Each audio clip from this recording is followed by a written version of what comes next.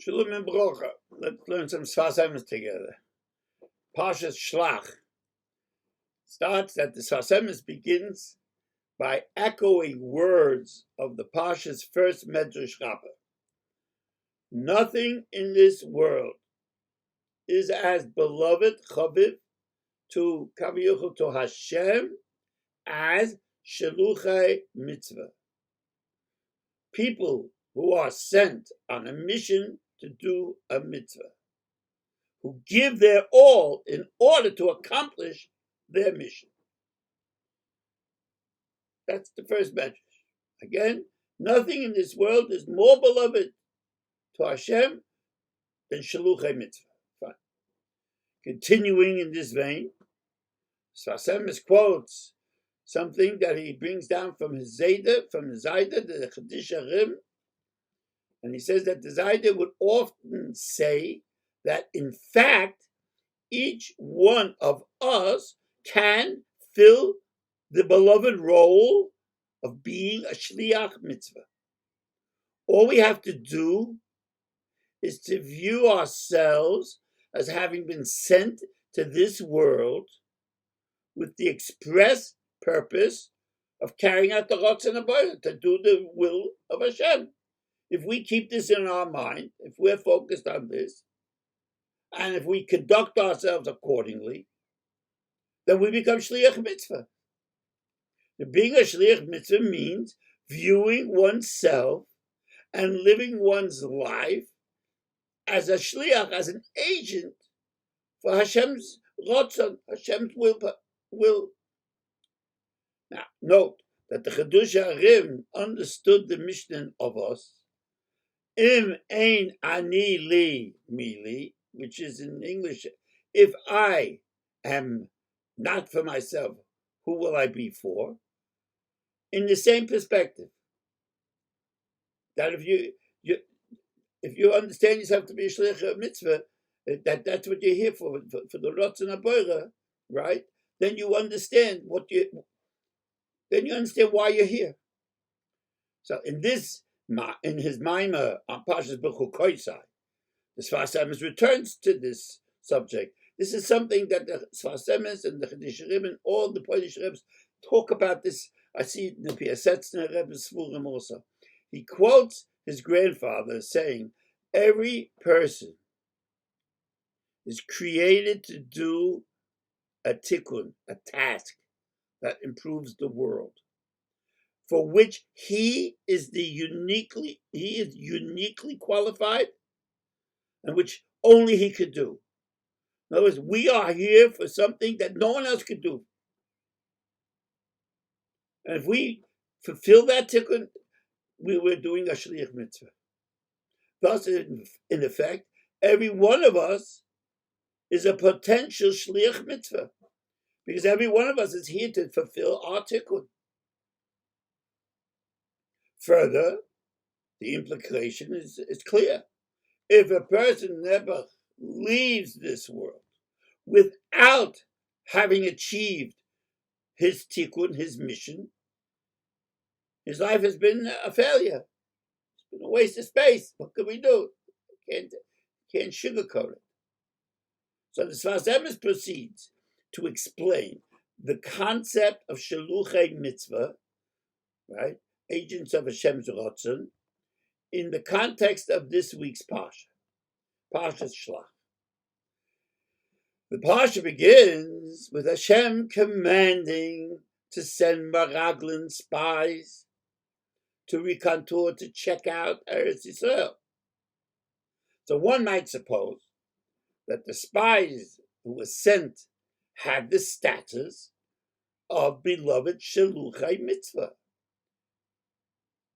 Unfortunately, tragically, in fact, that's not how things worked out. We know from many other sources that the original idea of sending spies to check out Eretz Yisrael, this came from the Bnei Yisrael, not from Hashem. Unfortunately, the people's motive for sending those spies was a lack of bitachon. They had a wobble. Hence, from the viewpoint of Hashkafa, the project was ill-conceived. Right? Further, the spies did not conduct themselves as agents of the Hashem's Rotzen. On the contrary, the report that they gave when they returned from their ill-begotten mission was a disaster.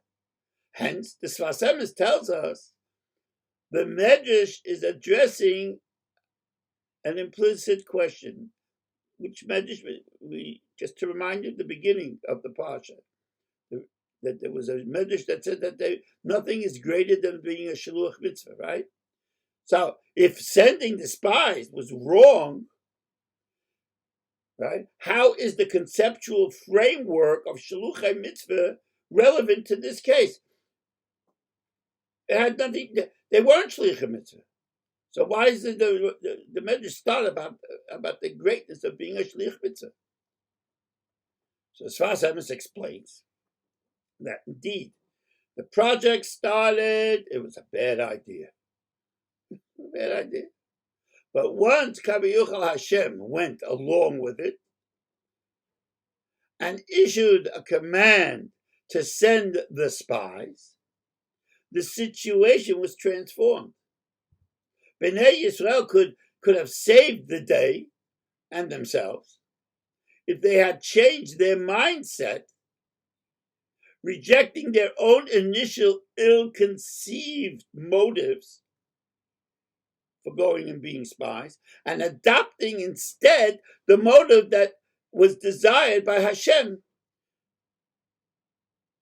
If they would have, at that moment when Hashem commanded them, they should have taken on that, now I'm a Shliach Hashem. It's a different thing. I have to have a different outlook. The same spies could have been sent with the very same instructions, but conceptualizing differently what they're going for, what they're doing. In other words, viewing their mission as fulfilling Kaviyuchal's Hashem's wish. The whole episode could have been transformed. I mean, you see how critical it is that a person perceive correctly the context, the metaphysical context within which he is acting. I gave a cheer once on Parsha's Bahar. The Sefas Emes talks there about the other examples of this importance of conceptualizing one's life accurately. Sometimes that's a Yiddish expression, we talk ourselves into things because self-deception, the human is a frail thing, it's hard, sometimes we talk ourselves into different actions and different manners. We think we're doing something with Hashem Shemayim when it's the furthest thing from Hashem Shemayim, right? So the Rebbe always talked about the fact, be honest with yourself, try to find your truth. He brings down a case from Shlomo HaMelech. Shlomo HaMelech once encountered two men carrying a heavy stone. Shlomo asked, "What are you doing? Where are you going?" To which one man replied, "I'm carrying a heavy stone." By contrast, the second man replied, "I am building the Beis HaMikdash." Now, Sefas Emes takes this discussion a big step further. He tells us that if a person includes any other motivation that is other than the desire to build the Beis HaMikdash, to do Hashem's Ratzon, to do mitzvahs, he loses the beloved status of being a Shliach mitzvah. Sefas Emes proceeds to twist the knife, if you will, in our ego a bit deeper. He explicitly includes, fabulous shtickle, he explicitly includes in the category of extraneous motivations, that means not l'shem shemayim, just, even the desire to steig, to grow in our avodah. if you want to grow higher in your avodas Hashem, because actually, psychologically, you want to be a bit more important person. People should look up to you. People should think greatly about you. So you'll sit and learn in the Beis Mendish all day, and you'll be davening long. You're doing it nicht for the Eibishter, you're doing it for your own ego. Right? So if the person has such a motive on his own, about his own, he is no longer acting as a shliach. Right? He's no longer an agent who's carrying out Hashem's agenda. Daven for Zach. So continuing, Sefas Emes refers to another passage in the same Medrash Rabbah. This part focuses on two Meraglim, right, that Yahushua sent to Yericho. And this is actually the Haftarah for this Shabbos. So the Medrash tells us there that these were exemplary Shlichai mitzvah, because they were Moiseh Nevish, they totally dedicated against all odds to accomplish their mission, and hence they were beloved by Hashem. So I think we can pick up from this, and again, it's interesting.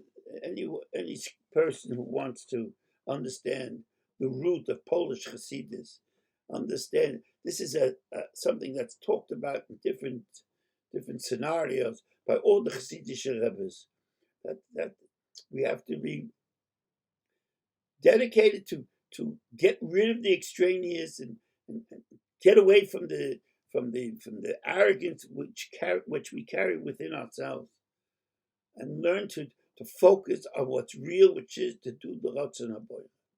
No, the Aish Kodesh. I understand that we're hopefully looking forward to soon, several weeks. It's still not the time. Still not the time to open up the Buta Medrushim. We still have to be very careful. This isn't a shir about all that, and you should ask your Rav for those who. But I feel very strongly that it's not yet the time. We have the law of the land, and we have doctors all telling us that we should just hold back. Be ashamed after all we've gone through, the months of sitting at home, to lose it all because we ran out too early and we opened ourselves up to a sakana. I was just hoping, from Shelach, called to.